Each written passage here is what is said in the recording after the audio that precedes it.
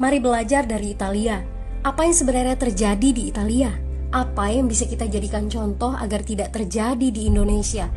Kreatif konten ini berasal dari artikel warga Italia, dipersingkat dan dilengkapi data agar lebih mudah dipahami. Tahap 1. Kasus pertama diumumkan. Itu cuma flu. Apa pentingnya pakai masker? Orang-orang ini cuma lebay. Saya kan sehat, gak bakal ketularan. Gak usah panik lah. Tahap 2. Jumlah positif COVID-19 mulai naik signifikan. Cuma beberapa yang kena. Yang meninggal pun hanya orang-orang tua saja yang emang udah punya penyakit. Hidup seperti biasa aja lah. Pacaran, nongkrong bareng temen, jalan-jalan ke mall. Tetep lanjut.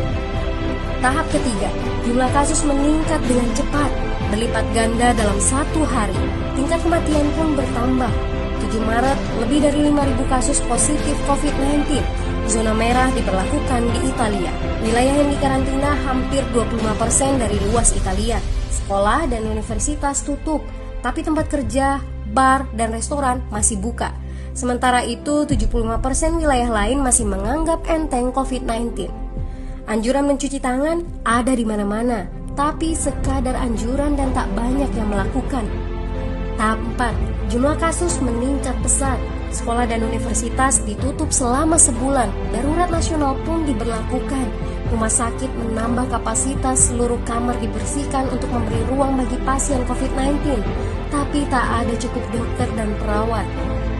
Ada terlalu banyak kasus pneumonia, terlalu banyak pasien perlu ICU, tapi ruangannya sudah habis, ventilator habis. Pada titik ini seperti kondisi dalam perang. Dokter harus memilih siapa yang akan diobati berdasarkan peluang bertahan hidup. Itu berarti pasien lanjut usia dan punya penyakit bawaan seperti hipertensi, diabetes, stroke tidak masuk prioritas karena tidak ada lagi ruang. Sistem layanan kesehatan seketika runtuh. Tahap 5, 9 Maret mencapai lebih dari 9.000 kasus. Seluruh kota Italia lockdown. Orang-orang bisa pergi hanya untuk keperluan darurat dan dalam pengawasan ketat. Semua bisnis masih dibuka karena jika tidak, ekonomi akan runtuh. Itu kebijakan pemerintah. Mulai ada ketakutan, orang-orang mulai memakai masker dan sarung tangan. Tapi tetap saja, ada anak-anak yang merasa jagoan, masih ingin uji nyali. Pergi ke restoran rame-rame, hangout bareng, minum-minum dan lain sebagainya. Tahap 6, 2 hari kemudian pemerintah Italia berubah pikiran. Semua bisnis harus tutup.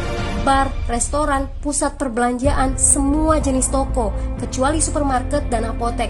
Penyebabnya, karena dalam sehari yang positif bertambah lebih dari 2.000 kasus. Penduduk yang mau keluar rumah harus mendapat surat izin. Surat izin ini didapatkan dari pos pemeriksaan polisi yang disebar di berbagai lingkungan. Yang melanggar bisa kena denda 3,3 juta rupiah.